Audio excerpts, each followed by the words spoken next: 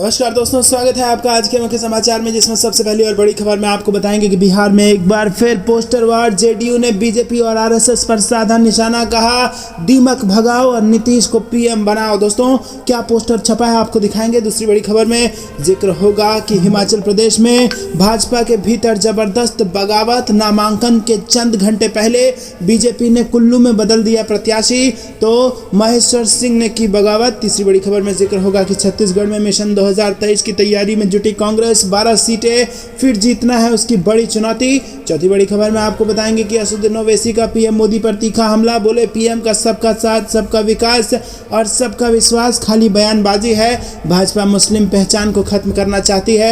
और इसी के साथ पांचवी बड़ी खबर में जिक्र होगा कि क्योंकि भाजपा गुजरात हार रही है इसीलिए व्हाट्सएप करा दिया डाउन, आम आदमी पार्टी नेता ने दिया यह बयान। दोस्तों, हर एक खबर की गहराई में आपको ले जाएंगे, लेकिन उससे पहले क्या आपको भी ऐसा लगता है कि भाजपा गुजरात और हिमाचल दोनों हार रही है? कमेंट में हमें बताइए। वीडियो लाइक करना मत भूलिएगा और लाल बटन को दबा के चैनल को सब्सक्राइब करके बेल आइकन दबाइए। दोस्तों, रुक करते हैं सबसे पहली और बड़ी खबर की तरफ। बिहार में एक बार फिर से पोस्टर वॉर। जेडीयू ने बीजेपी और आरएसएस पर साधा निशाना और लिखा दीमक भगाओ, नीतीश को पीएम बनाओ। जी हां दोस्तों, आपके स्क्रीन पर इस वक्त एक पोस्टर है जिसमें आप देख सकते हैं कि मुख्यमंत्री और उप मुख्यमंत्री डिप्टी सीएम तेजस्वी यादव दोनों की यहाँ पर तस्वीर है और नीचे कमल का चिन्ह बना हुआ है और प्लस लगा के आरएसएस का चिन्ह बना हुआ है और बराबर में नीचे इनका फुल फॉर्म लिखा हुआ है, जिसमें बी का फुल फॉर्म लिखा है बेचकर, जे का मतलब लिखा है जाएंगे, पी का मतलब लिखा है पूरी और आरएसएस के आर का मतलब लिखा है राष्ट्रीय, एस का मतलब सरकारी और दूसरे एस का मतलब संपत्तियां। यानी कि इसको अगर जोड़ के पढ़ा जाए तो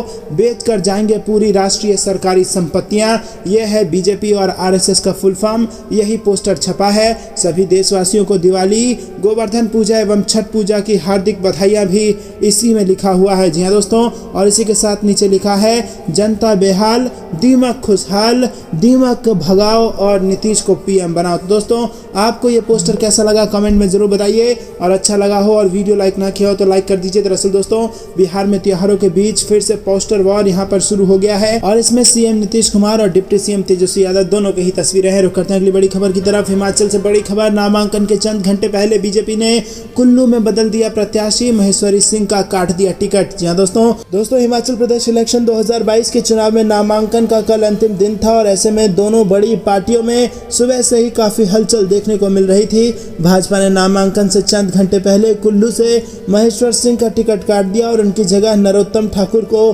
प्रत्याशी बना दिया। सूत्रों की माने तो महेश्वर सिंह की टिकट कटने का बड़ा कारण उनके बेटे हितेश्वर सिंह का बागी होकर आजाद चुनाव लड़ने का फैसला बताया जा रहा है। भाजपा हाईकमान ने कुल्लू विधानसभा क्षेत्र में उन्हें टिकट दिया था और साथ ही ये भी कहा था कि बंजार विधानसभा क्षेत्र में उनके बेटे हितेश्वर सिंह चुनाव नहीं लड़ेंगे, लेकिन कार्यकर्ताओं के दबाव के चलते हितेश्वर सिंह को चुनावी मैदान में उतारना पड़ा, जिसके बाद यहां पर भाजपा में ये बड़ी खबर आ रही है, चंद घंटों पहले ही टिकट कैंसिल कर दिया गया है। दोस्तों, रुक करते हैं अगली बड़ी खबर की तरफ। छत्तीसगढ़ में मिशन 2023 के इलेक्शन की तैयारी में जुटी कांग्रेस, 12 सीट फिर जीतना है उसकी बड़ी चुनौती। जी हां दोस्तों, आपको बता दें कि छत्तीसगढ़ में विधानसभा चुनाव के लिए 1 साल का समय बचा है और इसे देखते हुए कांग्रेस ने अपनी तैयारियां तेज कर दी हैं। छत्तीसगढ़ कांग्रेस के प्रभारी पीएल पुनिया और पीसीसी चीफ मोहन मरकाम बस्तर मंथन के लिए जाने वाले हैं और पीएल पुनिया 27 अक्टूबर से 5 दिवसीय दौरे छत्तीसगढ़ आ रहे हैं और इससे पहले पुनिया ने 2018 में हारे 19 विधानसभा सीटों पर रिपोर्ट वो ले चुके हैं और इस लिहाजा पुनिया के बस्तर दौरे को बहुमत महत्वपूर्ण माना जा रहा है। दरअसल इसी महीने 9 अक्टूबर से पीएल पुनिया और मोहन मरकाम का बस्तर दौरा निर्धारित था, लेकिन इसे अज्ञात कारणों से स्थगित कर दिया गया था। अब फिर से बस्तर दौरे का कार्यक्रम बनाया गया है और इसमें बस्तर के 12 विधानसभा सीटों पर कांग्रेस की नजर होगी, क्योंकि बस्तर संभाग की सभी सीटों पर कांग्रेस का कब्जा है। इस जीत को 2023 में कांग्रेस बरकरार रखना चाहती है और इसीलिए बस्तर की रिपोर्ट तैयार करने के लिए कांग्रेस के कार्यकर्ताओं को 2023 के चुनाव की तैयारियों में जुटने का निर्देश देने के लिए वो बस्तर जा रहे हैं। रुक करते हैं अगली बड़ी खबर की तरफ। असदुद्दीन ओवैसी का पीएम मोदी पर तीखा हमला, बोले पीएम का सबका साथ, सबका विकास, सबका विश्वास खाली बयानबाजी, भाजपा मुस्लिम पहचान को ही खत्म करना चाहती है। जी हाँ दोस्तों, ओवैसी ने भाजपा को घेरते हुए कहा कि उन्हें मुसलमानों के हलाल मांस, टोपी और दाढ़ी खतरा है और भाजपा का असली एजेंडा भारत की विविधता और मुस्लिम पहचान को खत्म करना है। और पीएम मोदी का कहा सबका साथ, सबका विकास, सबका विश्वास खाली बयानबाजी है। ऑल इंडिया मजलिस इत्तेहादुल मुस्लिमीन प्रमुख असदुद्दीन ओवैसी ने प्रधानमंत्री मोदी पर आक्रामक हमला करते हुए ये बयान दिया है। असदुद्दीन ओवैसी ने बेहद कड़े शब्दों में पीएम मोदी और बीजेपी को घेरते हुए कहा कि उन्हें लगता है कि मुसलमानों के हलाल मांस, टोपी, दाढ़ी और खाने की आदतों से खतरा है। बीजेपी असल में मुस्लिम पहचान के खिलाफ है। दोस्तों, इससे पहले ही ओवैसी ने बिल्किस बानो मामले में रिहा किए गए अभियुक्तों पर सवाल उठाते हुए भाजपा शासित गुजरात को घेरते हुए आरोप लगाया था कि गुजरात सरकार ने चुनाव को देखते हुए वोटों की गोलबंदी के लिए दोषियों को रिहा किया है और फिर उन्हें माला फूल पहनाकर बताया कि मुसलमानों के खिलाफ जुल्म करने वालों का इस्तकबाल इस तरह से किया जाता है। वहीं राजधानी दिल्ली में अल्पसंख्यकों द्वारा अंजाम दिए गए मनीष हत्याकांड को लेकर भाजपा सांसद प्रवेश वर्मा के अल्पसंख्यक विरोधी बयान पर गहरी नाराजगी व्यक्त करते हुए एआईएमआईएम प्रमुख असदुद्दीन ओवैसी ने भाजपा और संघ पर हमला करते हुए कहा था कि वतन की गंगा जमुनी तहजीब अब महज कागजों तक ही मौजूद रह गई है।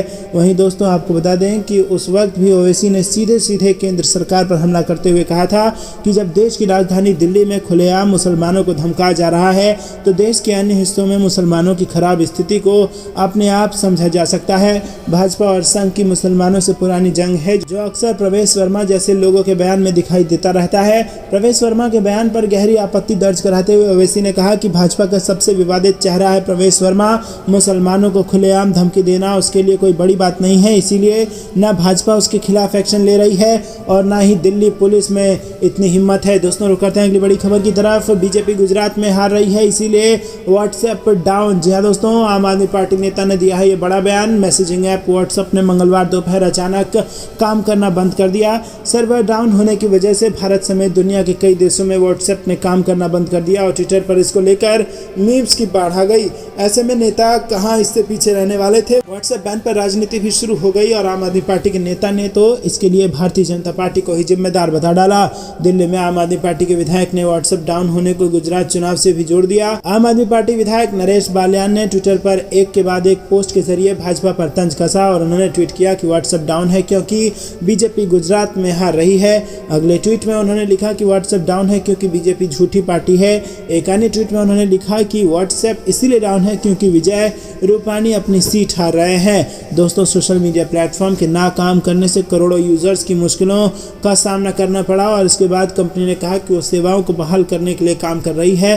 ट्विटर पर हैशटैग व्हाट्सएप डाउन ट्रेंड कर रहा था और कई यूजर ने इस मुद्दे पर जोरदार मीम शेयर करने के लिए ट्विटर का सहारा लिया। तो दोस्तों, भले ही भाजपा ने डर के मारे ट्विटर ना बंद कराया हो, लेकिन अगर आपको भी ऐसा लगता है कि गुजरात से भाजपा गई है तो वीडियो को लाइक, चैनल को सब्सक्राइब और बेल आइकन जरूर दबाइएगा। अभी के लिए इतना ही। जय हिंद, जय भारत।